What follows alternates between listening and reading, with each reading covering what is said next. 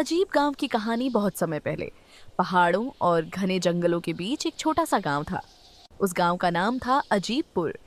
लोग उसे अजीबपुर इसलिए कहते थे क्योंकि वहां हर दिन कुछ न कुछ अजीब होता रहता था।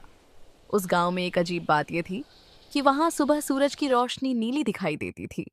पेड़ों के पत्ते रात को हल्की हल्की चमकते थे और गांव के बीचों बीच एक पुराना कुआं था जिसमें झांकने पर कभी पानी नहीं बल्कि अलग अलग चेहरे दिखाई देते थे। गांव वाले इस सब के आदी हो चुके थे, लेकिन गांव के बाहर से जो भी वहां आता वह डर जाता। उसी गांव में मोहन नाम का एक 12 साल का लड़का रहता था। मोहन बहुत जिज्ञासु था। उसे हर रहस्य के पीछे की सच्चाई जाननी थी। एक दिन उसने अपनी दादी से पूछा, दादी, हमारा गांव इतना अजीब क्यों है?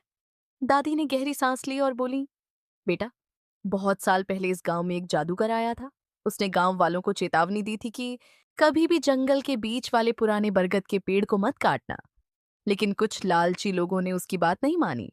उन्होंने उस पेड़ को काट दिया। तब से इस गांव पर अजीब घटनाओं का साया है। मोहन ये सुनकर और भी उत्सुक हो गया। उसने तय किया कि वह इस रहस्य को सुलझाएगा। अगली रात जब पूरा गांव सो गया, मोहन चुपके से जंगल की ओर निकल पड़ा। रास्ते में उसे चमकती हुई तितलियां दिखी जो जैसे उसे रास्ता दिखा रही थी। जंगल के बीच पहुंचकर उसने देखा वहां एक बहुत बड़ा पुराना बरगद का ठूंठ अभी भी मौजूद था। जैसे ही मोहन उसके पास गया, अचानक हवा तेज चलने लगी, पेड़ों की टहनियां हिलने लगीं और ठूंठ के अंदर से एक धीमी आवाज आई, कौन है जो इस रहस्य को जानना चाहता है? मोहन डर गया, लेकिन उसने हिम्मत करके कहा, मैं मोहन हूँ। मैं अपने गांव को इस अजीब साए से मुक्त करना चाहता हूँ। तभी ठूंठ के सामने धुएं का एक बादल उठा और उसमें से एक बूढ़े जादूगर की आत्मा प्रकट हुई। उसकी लंबी सफेद दाढ़ी थी और हाथ में चमकती छड़ी। जादूगर बोला, तुम्हारे गांव पर जो जादू है वह सजा नहीं बल्कि एक सीख है। गांव वालों ने लालच में आकर प्रकृति का अपमान किया था। जब तक कोई सच्चे दिल से अपनी गलती स्वीकार करके प्रकृति से माफी नहीं मांगेगा, यह अजीब घटनाएं होती रहेंगी। मोहन ने पूछा, तो इस जादू को खत्म कैसे किया जा सकता है? जादूगर ने कहा, गांव के बीच वाले कुएं में कल सुबह सूर्योदय से पहले पूरे गांव के लोग मिलकर एक एक पौधा डालें और मन से वचन दें कि वे कभी पेड़ों को बिना कारण नहीं काटेंगे, प्रकृति की रक्षा करेंगे। अगली सुबह मोहन ने गांव वालों को सारी बात बताई। पहले तो किसी ने उसकी बात पर विश्वास नहीं किया, लेकिन जब उसने बरगद के We will ठूंठ के have a pass great milli harvest. चमकती हुई छड़ी का टुकड़ा सबको दिखाया, तो सब मान गए। पूरा गांव सूर्योदय से पहले कुएं के पास जमा हुआ।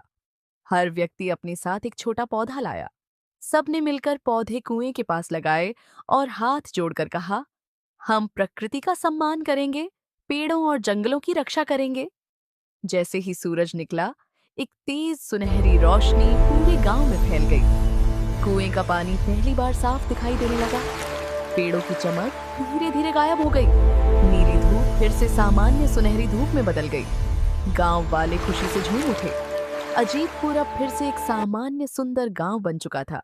उस दिन के बाद उस गांव का नाम बदलकर सुंदरपुर रख दिया गया और मोहन को सब लोग गांव का सबसे बहादुर और समझदार बच्चा मानने लगे। सीख, लालच और प्रकृति का अपमान हमेशा नुकसान देता है।